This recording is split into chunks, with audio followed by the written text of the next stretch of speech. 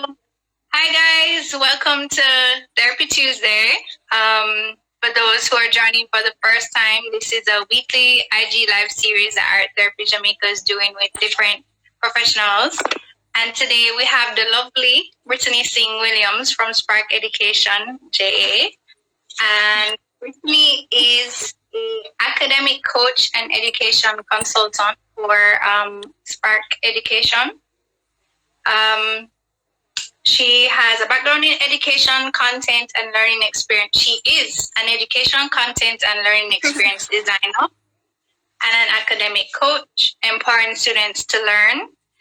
She holds a master's in global and international education and has a BA in elementary and special ed. So I am so excited to have Brittany here as we talk about the power of play. Mm-hmm. So happy to be here. Thanks for inviting me. So I'm gonna do something different with all the series, Brit. So what I'm trying to do is to have viewers kind of understand a little bit of what art therapy may entail, as well as what the different topics are that can relate to children, to adults. We know that right now COVID is major and impacting us, especially on the education level. And that's why I'm excited about our talk today. So what I want to encourage is an activity that we would call in art therapy. It's a check-in activity. We do it at the beginning of the session, and we have one at the end. I'm sure maybe in our conversation you might have a different terminology for it in education. So just a fun thing, and all my guests will do it. It is I want you to either describe a color or of a shape or a sound or movement to show how you feel right now. Oh gosh. Wow. You can just pick one. Pick one. So do I say a color or I have to describe the color? You can just say the color. Okay. Orange. No. Orange? I don't know if orange really describes how I feel. This is hard. Why never warn me so I could be ready? I did. But you're so busy. Yeah, I probably didn't read the email. All right, you want me to go first while you think on it? You want me to go first? Because I don't know what colors mean. No, it's... Okay, I'm going to do like a moon. A moon. Okay. But the half, the crescent. Okay. And what's the feeling? I'm kind of like in a happy but kind of melancholy kind of mood. I have a sick family member and I'm just very concerned about them right now. And then at the same time, I'm still feeling positive. So, yeah. Okay, well, we'll send some positive, creative vibes. Yeah. And so my feeling, I'm going to draw mine. And I'm using the color purple. Okay. So if everybody's hearing the sound, that's my feeling. Happy? It's actually excited.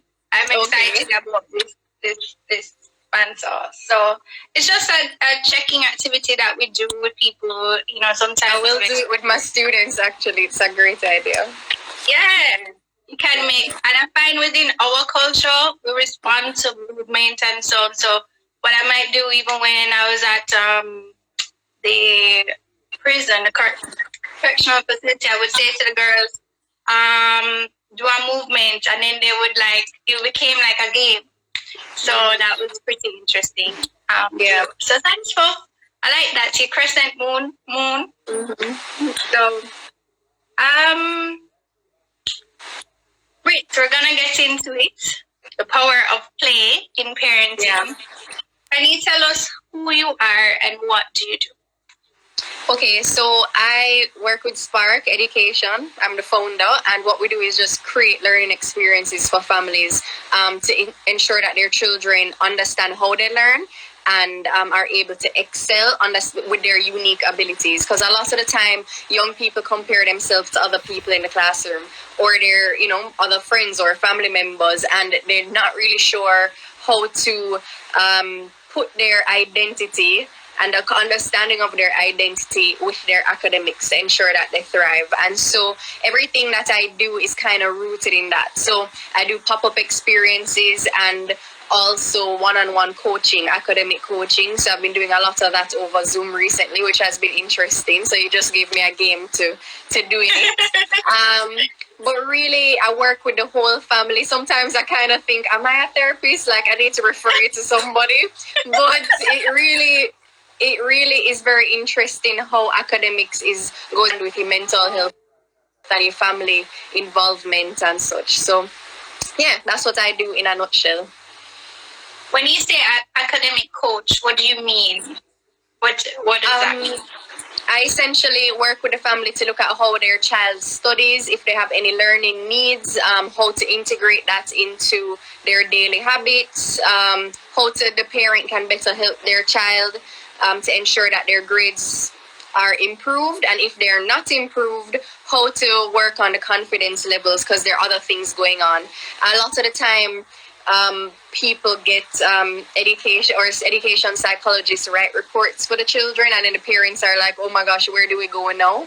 And that extra resource is kind of like limited in Jamaica, I find. So I really do try to help the parents work through those reports once they get them.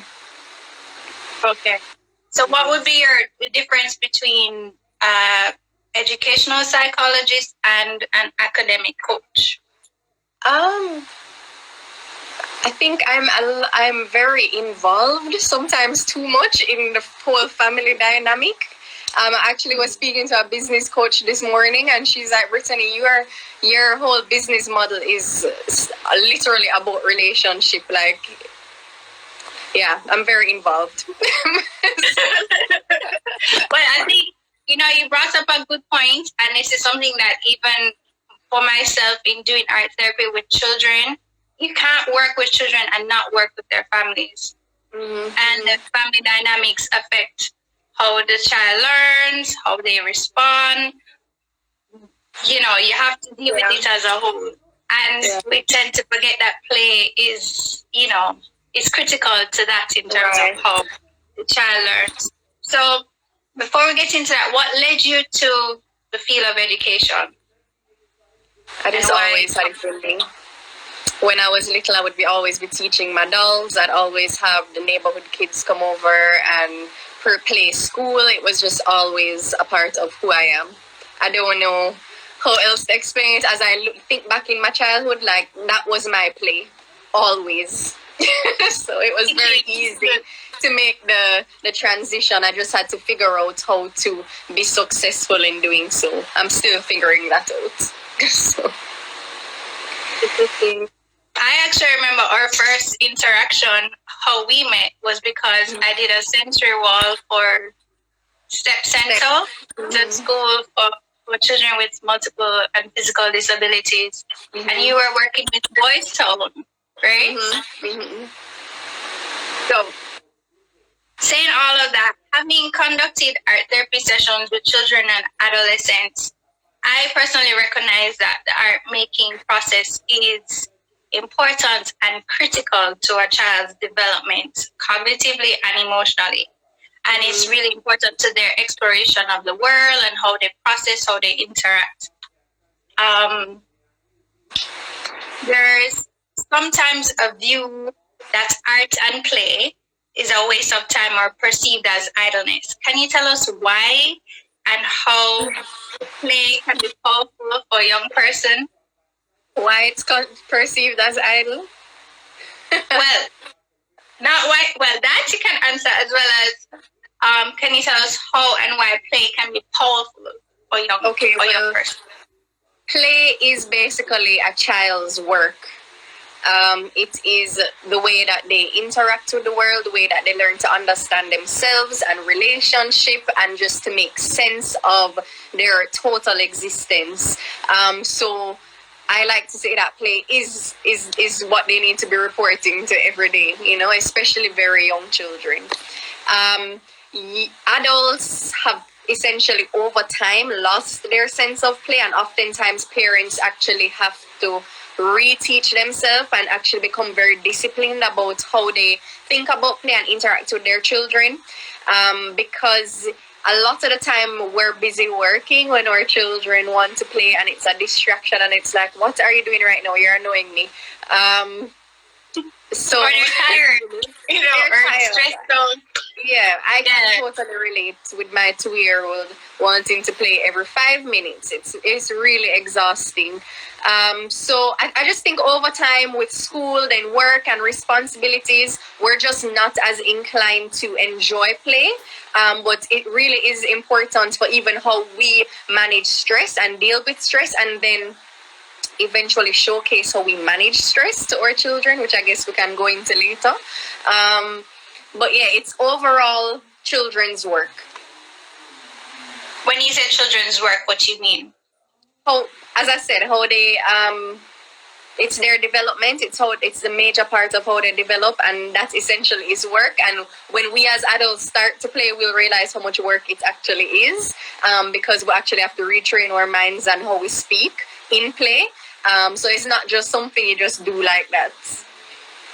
So what then are the benefits of play? Because if now in COVID, where a parent has to be managing their work, the students, those who have access to computers, have to manage themselves, manage their children learning, and then they're sitting around for the whole day. How do you deal with that, or how do you encourage playing all of that? So what are the benefits of it, and then how do you address? Well, the benefits of it, first of all, it helps children to regulate their feelings and emotions. It is a great way for them to, I'm sure probably in art therapy, using dolls or whatever, children are able to express how they feel. They talk things through with their toys. They're able to resolve their fears and stresses, and also practice developing skills, life skills. Look at girls with their dolls. I don't even need to explain that one.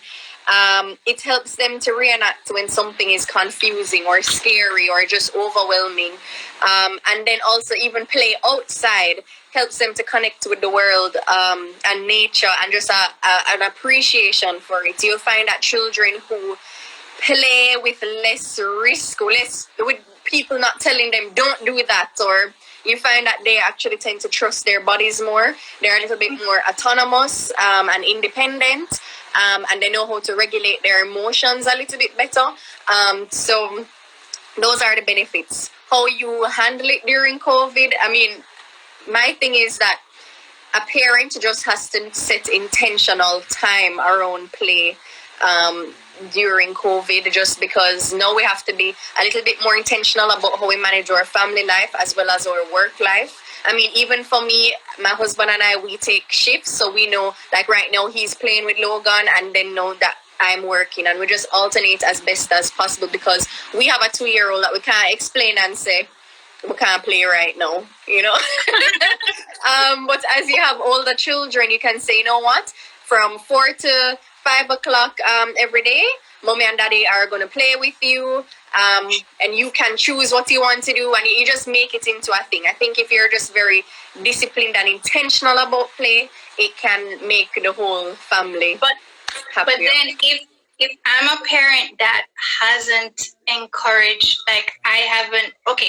so for me, when I do art therapy workshops, especially with adults, which is similar to like what you're saying about play, like we've lost that kind of ability to tap into play, or it's not encouraged anymore. So my reaction from adults would be like, after me not pick me, what you want me to do with this? I can't draw. And then as soon as they start, and I give them the activity, and I would say to them, okay, we have 5 more minutes. Them cuss me off because they're just like, listen, I need this for myself. I need the, They're very competitive. People like being competitive over time. I mean, it's the same when I do my parent workshops. I'm like, guys, you have 5 minutes, and they're losing their minds, and I'm like, come on. So once but then you see it, yeah, but you see actually like a transformation, like they become childlike, they become like children. But then I also will see like persons want me to teach them about, or persons in education, teachers might be like, hey, I have a student and how can I approach them this way? And I try to guide them as best as they possibly can, because art therapy as psychologists, so you have to be trained in that. But what I find, and I would say to them, if you are resistant to engaging in art, it's not going to be encouraging to the student. So it's the same with play. Like, if, in our culture, we want to clean up things like every second. That's not... I actually did that in a talk the other day. I was just like, you have to be okay with getting messy. Even if you decide, say, it's one corner of the house that just where mash up, the child actually needs that area in the house to feel comfortable and have ownership and feel like this is a part of my space as well. That whole idea of the living room is untouchable. We have to get rid of that especially in the time of COVID, because it also affects how the child sees their home. So yeah. But then that goes back to the thing of, if a parent is not, how can a parent like shift or try to encourage play if they are not used to, or they view the play as, it's CXC time now, so why are you taking a break? You need to be studying. How can they adjust that? Well, I mean, that all comes down. I mean, this is back to kind of why I do academic coaching, because a lot of parents don't really understand how people learn, and every child learns differently. And if you don't really know your child, you tend to miss those cues of, okay, they need that break now.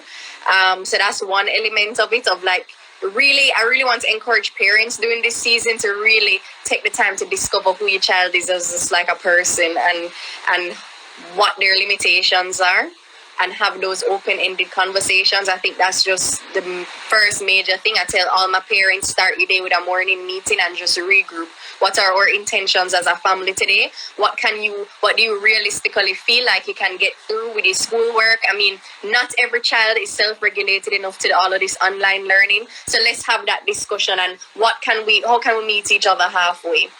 Back to your question about how to get parents into it. I mean, honestly, I don't know how to shift that culture.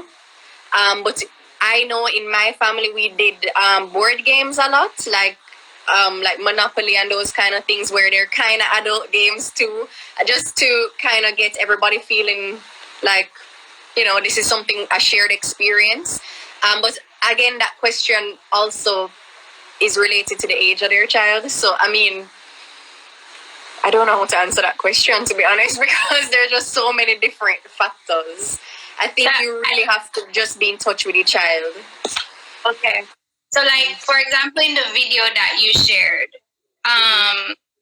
for the promo, it's your son Logan, who is 2, and he was playing with a tissue roll. How can parents be creative in play, especially during this time with what they have? Yeah, okay. Well, a lot of what I do, I'm very much inspired by Montessori, and that is learning through just everyday life things. And what I do is literally just put lots of different things in different pails and leave him to explore them. A lot of the time we think that play is running up and down or hide and seek, but a lot of it is just spending time in discovery. For all the children, I tend to give a lot of challenges in like my lab sessions. Like if like there are a lot of kids that love Minecraft, for example. So I tell the parents, it is an online world where the children can create their own kind of like Sims, but a little bit more difficult. I don't know. I can only relate. Sure, it is. But essentially what the kids can do, let's say I'm teaching climate or climate change, I can actually give them a challenge and they create their Minecraft society around that. So what I do is tell the older families with older children is to create a challenge for the week and have your children like learn new fun and create new ways to solve the challenge. Don't tell them how or anything like that, but you have a family challenge for the week, and at the end of the week they need to now report it to the family. That's still a game, and that's still playing and also teaching them new things at the same time. And that's stimulating this, because the critical thinking, everything. I was just about to say that. We kind of, I've seen where I have taught an art therapy course locally at the master's level. And I could see where the adults struggled with critical thinking. Mm-hmm. And one of the things that, I looked at is in education when we're younger, there tends to be a lot more rote. Yeah, I can't tell you anything I did for CXC. I don't know. But then it also affected me when I went to college, and like my professors like asking me about analyzing the art or symbolism, and I'm like, huh? It's like, oh, you need to have critical thinking. So I say all of that to say I do think play, as you said, that's a game. Is older person or child, so they have to like process and think of the steps. Mm-hmm. And it's the same with even in the art. If you give them an art activity where they have to think about their emotions as well as think about what are the steps that they want to take in response, is the same thing with the play. I've seen where you have independent play. I don't know if persons know that, where it's you're playing, but two people can be beside each other, but not necessarily interaction. Like how toddlers play. Yes. And then you have to, I feel like if we encourage play more often, they have to learn how to I've seen where young people fight over the ball because they don't understand sharing. Or like, if I have it now, I can give it to you, and then, problem solving skills. How do we work this through?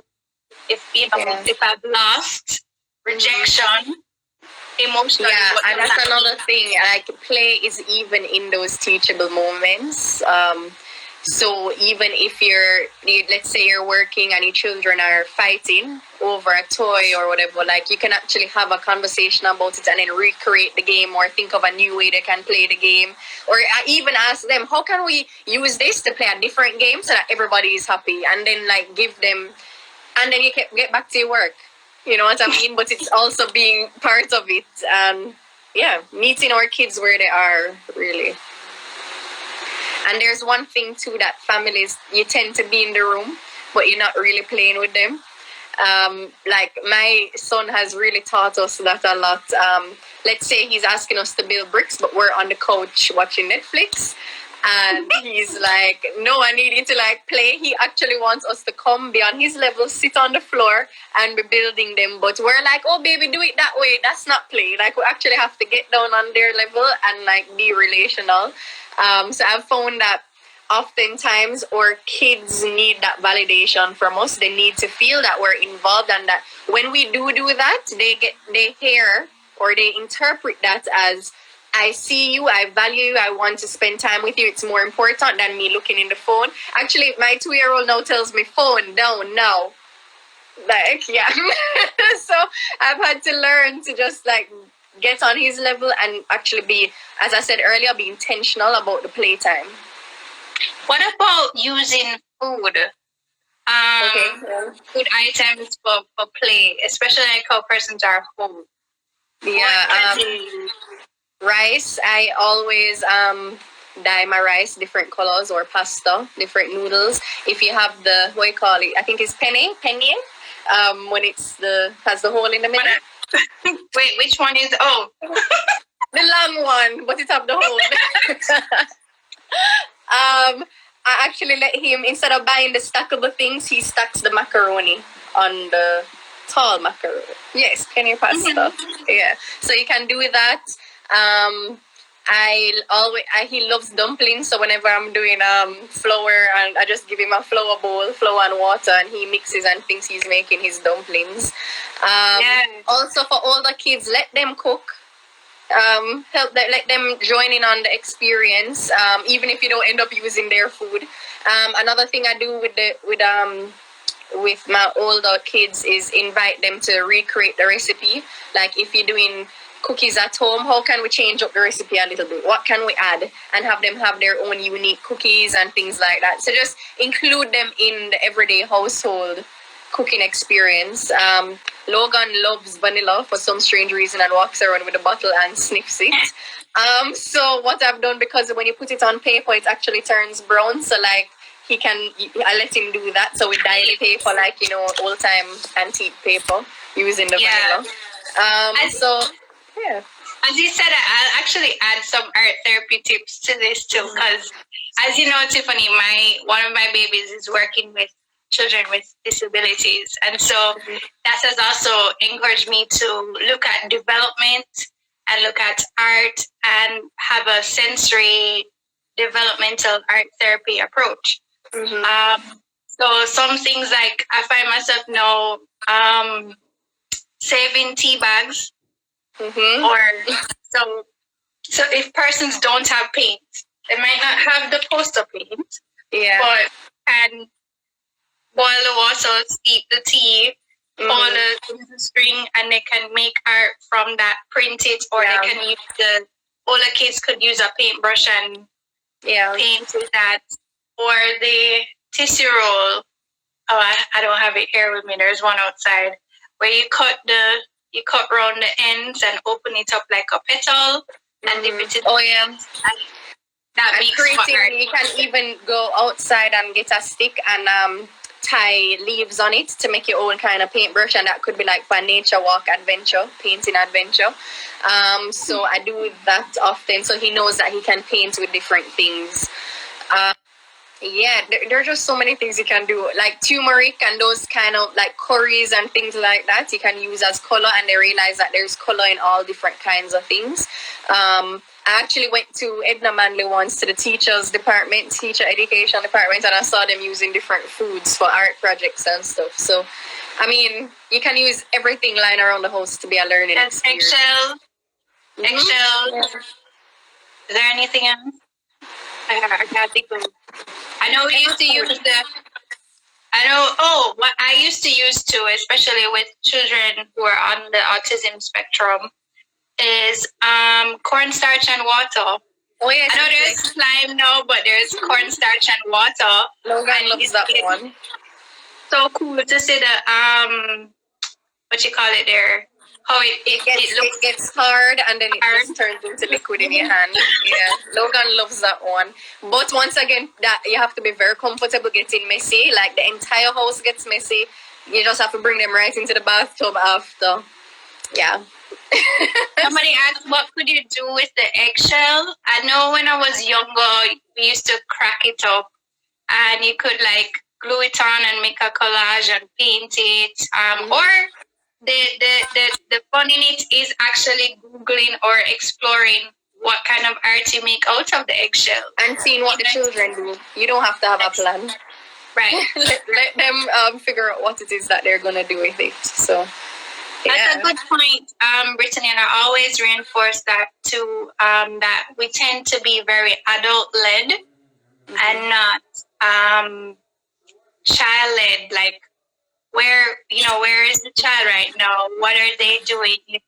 Let them explore and make the mistake, Yep. I can't tell you how many times I've planned an activity for Logan, and then I'm like, no, it wasn't supposed to go that way. And I'm so mad, but he's taking it a whole different direction. After I go plan this elaborate thing, it turned into something else. Like, I too even have to work on that. Like, it's about what he wants to do with it. Not for your Instagram followers. So yeah. There's recently I actually was with my husband's niece, and she was like painting she's doing handprints, so she was painting her hand. And she would, every time she wanted to change the color, she would wipe off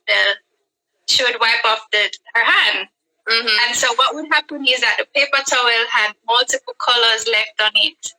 So I turned to her father and I said, when she's finished with these, you could actually instead of throwing the paper out, like keep it and then make art from it. Yeah. You know, let the child choose however they want. So that's another tip that persons can do. For sure. Yeah, and just separate from the art things, I think we just have to remember the importance of having our kids go outside and just play, climb tree, roll in the grass, all of those things, because it really helps them to trust their bodies. I see Zan, he just signed on.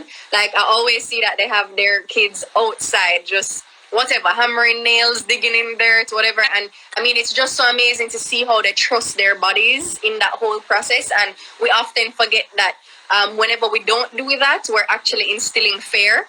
And we really need to avoid doing that as best as possible. So outside play is critical. Yeah, that children need that kind of, they need that. Their spirit needs that. They need to run. They need to not be restricted. As you said, it does lead to a lot of fear, and that can lead to psychological, development of psychological concerns. For sure. Yeah. And it also means that parents too have to release and say, okay, I have a lot of it is the parents.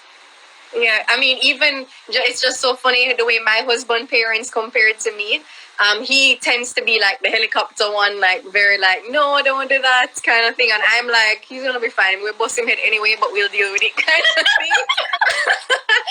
So I mean, it's just so funny. So a lot of the times, like, we have to keep each other in check. He's like, Brittany, we can't go to the hospital tonight, and I'm more like, okay, can we just not let him be scared about this thing, like, you know? So you really do have to manage your own fears and concerns about how you parent and the things that you allow your children to do. But because every little thing that we pour into them affects them in the long run. I mean, I'm actually so taking the thing of being a boy mom very seriously, because I'm so scared that I do something wrong, you know, like, and affect him in the future. I mean, I know we can't live like that, but that is the reality. Like, a lot of us are really trying to ensure that our kids are not horrible people in the long run. So, and a lot of it is just those fears and the things that our families are rooted in that really impact them in the long run, which is why coming back to play is so important, because that gives us the opportunity to shed those things,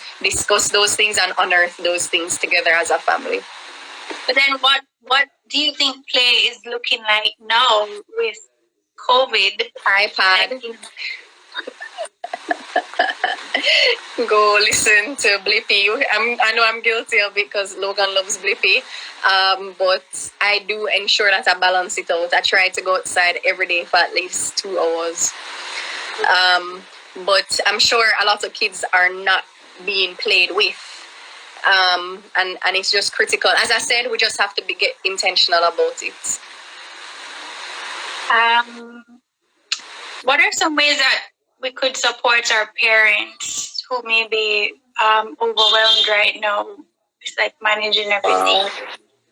As one who is also wondering how to help herself, I think we have to just kind of remind parents to be gentle with themselves. I mean, every day I have to tell myself, you know, you're not going to be great every day. He's not going to get schoolwork done every day.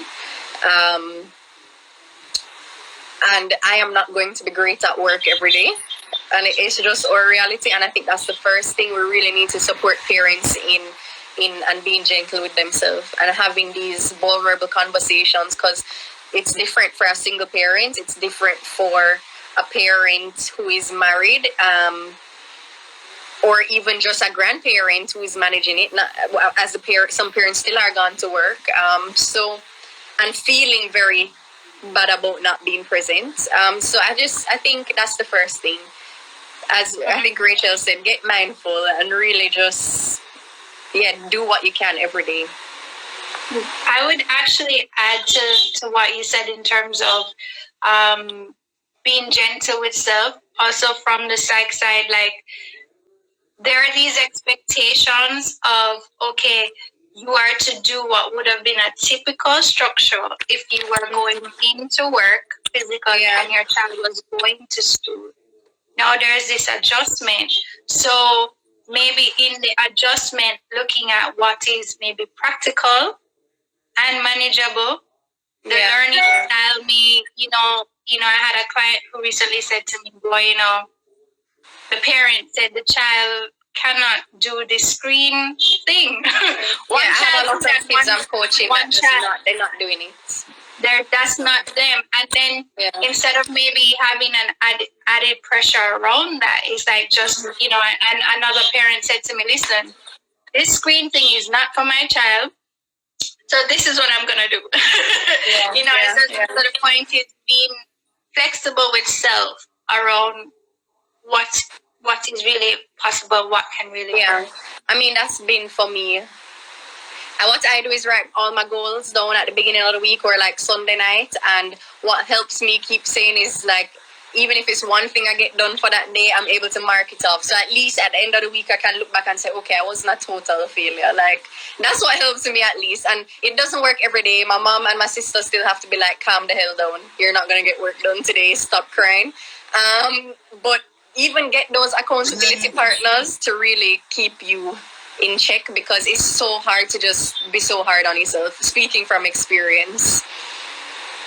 When you say accountability partners, what do you mean? Just even somebody in your family that can say it's okay to not be okay today. It's okay to, he's not going to do schoolwork today. He doesn't know his numbers. It's fine. You're not going to die. You didn't write your paper or get this article done for the paper, whatever. Like, it's okay. And I need those reminders all the time, because I will just start being like, oh my gosh, the world is over. I'm failing at COVID life. So, and I know I'm not alone in that. And I'm an educator, so I can only imagine how hard it is for the parents who just don't even know what they're doing. So, Yeah. So, Miss Brittany, is there anything you wanted to add or say before I ask you where people can reach and what projects you're doing? I think I'm happy with how we ended it there, about just like really being in check as a parent, and really asking for help when you need it. If you don't have family, you have friends, you have somebody to just check in. I know that we're supposed to be social distancing, but the reality is sometimes we need somebody for just take the pick of them. So if that can work in your family dynamic, do that. I mean, for my Mother's Day, I told my husband and son to leave for the whole day. I just didn't want to see anybody, and I had a great day. So I think that if we can do those things, we try our best to do so. I'm here if any families really want to just some idea of how to plan and organize their schedules. I mean, I've had to do a lot of timetables in the last couple of weeks for some families. So like, I'm a resource for that, and I'm just really happy to help just have a discussion about how best to help their child right now. And I can be found at Spark Education JA on Instagram. On Instagram, no other projects right now that you guys are doing, no upcoming? I'm working on something, but I'm not ready to share yet. But I'm always dreaming up something. Okay. Well, do you have any questions from me in terms of the art therapy aspect to play? I think you shared a lot of tips too, and I'm very clear. So I don't know if you want to ask your audience. Sure, we can. I'm not seeing any questions come up, so if you see any, Brit. I just see a lot of agreements, so yeah. Yeah, so I don't think you have any questions. Okay. But yeah. All right. You can be found on Instagram, so. Before we go, we're gonna do the checkout activity. And as you said, I can be found on Art Therapy Jamaica. My name is Lesli-Ann Elliott. I'm an art therapist. Have incorporated some play in my approach. And I thank Miss Brittany for joining us. Next week we will be having Veral Blett, who is a associate clinical psychologist, and he's gonna talk about stress and anxiety in students during COVID. So, Miss Britt, as we close, we're gonna do our checkout. I have a question from Rachel. Oh, what's the question? How to approach the kids who can't work with the screen life? Mm-hmm. Oh, well, I highly recommend, even if they do have, if your school is having e-learning clearly and you have to log in, I have asked like a lot of my students to actually just go outside with the laptop if your internet can do it. Like if you have a patio or something, that you at least get in that outside time while you're online, because it's really hard to focus. But also discussing with the parents, like if there is a topic, let's say the human brain. I've sent a lot of my parents this mind map thing where they can actually create a mind map and put it on their wall and run up to it and write answers and stuff. So it's an interactive way of studying and just like processing the information that you're supposed to be doing in class. Also, it is critical to discuss with your schools what the content is that your child needs to know. Like what are the goals that your child needs to set right now for this period, so that you know how to work with them off air. Because a lot of the times the schools are not communicating with the parents, or the parents are not asking questions. And we really need to know what our children need right now, so that we can all be intentional as a family. Because if you don't know that information, you can't even plan a lesson. Yeah. The question I had to maybe to piggyback on what Rachel asked is, what if it's a child with a learning disability? Well, once again, that's why you need somebody like Rachel or an academic coach to kind of work you through the different activities that you can do with your child, because all their needs are different. I can't necessarily say do this. Yeah, it's not but once again, it's about being clear on what they need to achieve, so that you can set realistic goals, and then now from there you can work around, okay, how can I teach this in a way that this child will understand? Thank you, Britt. Yep. Are there any more questions popping up my screen? No. So we have about like 13 more minutes, but yeah, thank you so much for that. It was informative even for me. And so before we close, we're gonna do the checkout activity. Okay. Again, think of a color, a shape, a sound, or a movement. So the movement you would do to show how you feel right now.